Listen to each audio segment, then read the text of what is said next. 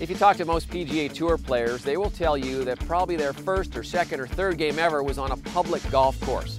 Public golf is vital to the growth and the development of the game and its best players.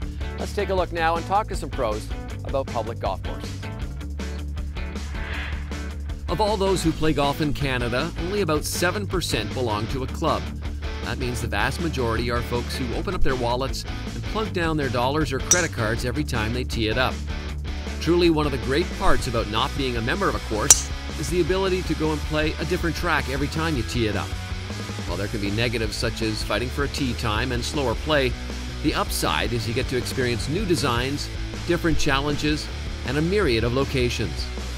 But the reality is that public golf courses are needed to help grow the game of golf too. The access and price points give children and junior players a chance to learn the rules and to develop their games.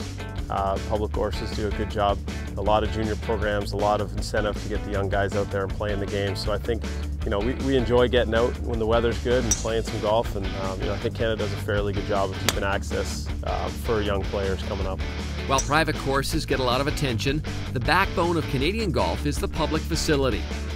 Looking west to Abbotsford, British Columbia, Ledge U Golf Course, a public facility, launched the career of two of Canada's rising PGA Tour stars, Adam Hadwin and Nick Taylor.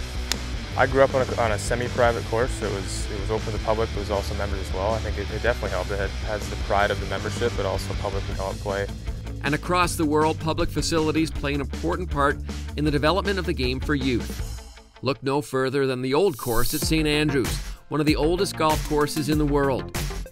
Not only is it accessible to the public, but on Sundays, the course turns into a park for townspeople who come out for long strolls, dog walks, and picnics.